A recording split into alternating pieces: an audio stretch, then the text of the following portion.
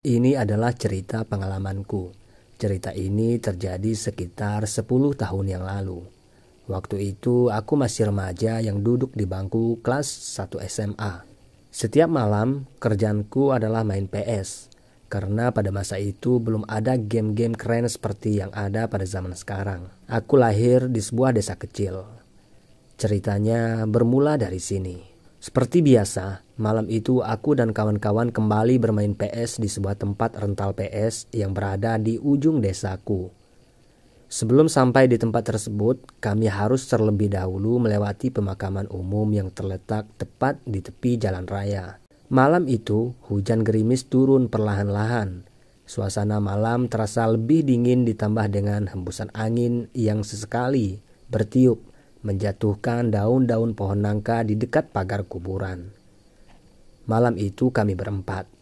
Aku, Inan, Sony, dan Airi. Selesai sholat Isya, kami selalu duduk di persimpangan jalan untuk menunggu satu persatu dari teman kami berempat datang. Dan jika jumlah kami sudah lengkap, maka kami pun segera berangkat ke lokasi. Karena kami tidak berani lewat sendirian di area jalan depan kuburan. Konon, katanya, sering terlihat penampakan oleh orang-orang desa. Meski gerimis masih berjatuhan, namun serunya bermain PS membuat semangat dan gairah kami menjadi bangkit, dan kami pun tidak peduli dengan gerimis di malam itu. Setiap kali kami melewati pemakaman, aku selalu merasakan ada aura yang berbeda. Aura itu seakan terasa seperti sangat suram.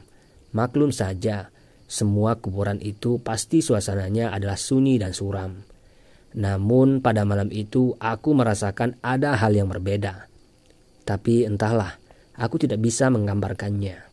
Singkat cerita, kami berempat pun sampai di rumah tempat rental PS. Oh ya, aku mau bilang, kami berangkat menuju tempat rental PS dengan berjalan kaki. Setibanya di sana, kami langsung daftar 5 jam. Saat itu jam baru menunjukkan pukul 8 malam.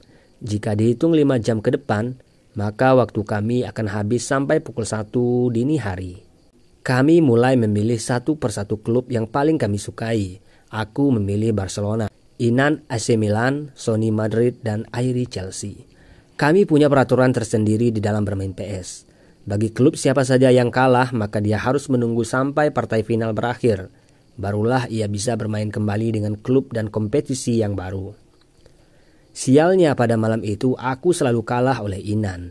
Ia begitu lihai memainkan stick PS-nya sehingga membuat timku selalu kalah tipis. Dan sialnya aku harus menunggu Inan final melawan Airi selesai. Barulah aku bisa bermain kembali. Untuk sementara waktu, aku harus menjadi penonton. Saking kesalnya aku karena sudah 3 kali kompetisi cup aku selalu kalah. Maka aku pun memutuskan diri untuk keluar rumah dan menghirup udara segar, sekaligus menghilangkan stres dan kesalku. Saat itu gerimis telah reda. Aku duduk tepat di bangku panjang di bawah pohon alpukat di halaman depan. Sekitar 15 meter di seberang jalan, di sana tertulis di sebuah tembok semen pemakaman umum.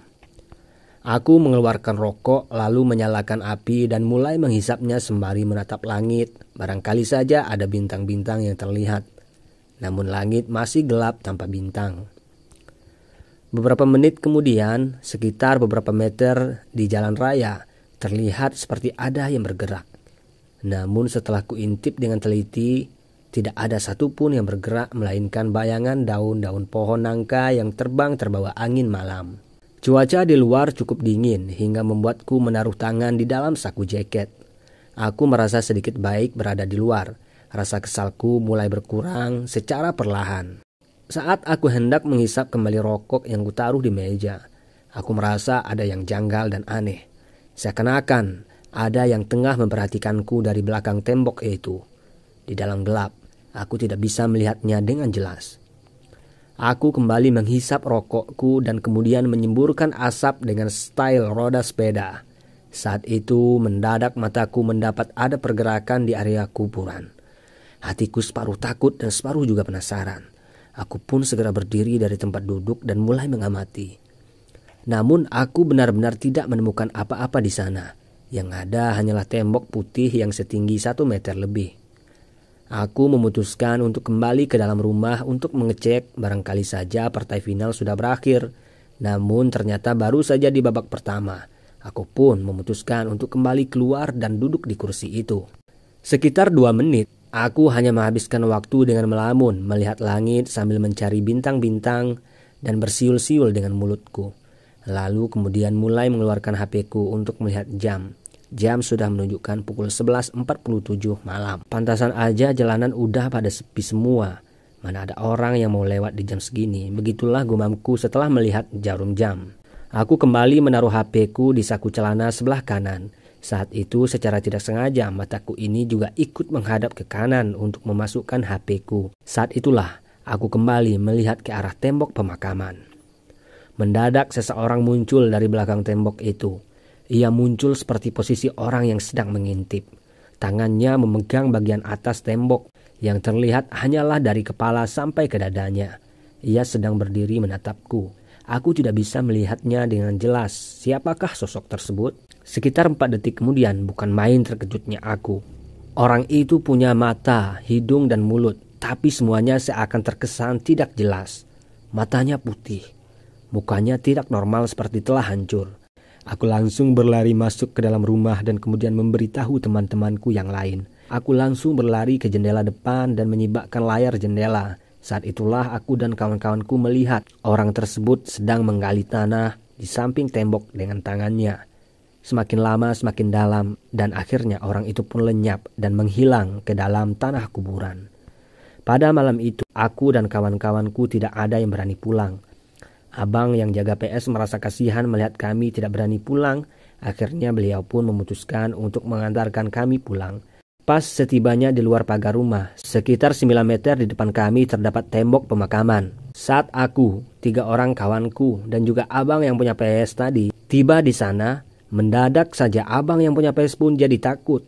Dia langsung berlari terbirit-birit menuju rumahnya dan dia tidak mau tidur di tempat rental PS tersebut. Jangan tanya lagi bagaimana kondisi kami. Aku dan 3 orang kawanku saat itu juga langsung kenakan sandal di tangan dan kemudian langsung berlari sekencang-kencangnya seperti orang yang dikejar harimau. Inan tertinggal jauh di belakang. Tidak ada di antara kami yang peduli. Kami semua sibuk menyelamatkan diri masing-masing. Setelah cukup jauh berlari, kami pun berhenti di sebuah tempat yang terang untuk menunggu Inan. Setelah mendengarkan cerita dari orang-orang tua, akhirnya kami pun tahu bahwa dulu ada seorang lelaki yang punya ilmu hitam dan mayatnya tidak diterima oleh tanah. Barangkali saja hantu yang aku dan kawanku lihat itu adalah jelmaan ruh orang tersebut. Wallahu a'lam.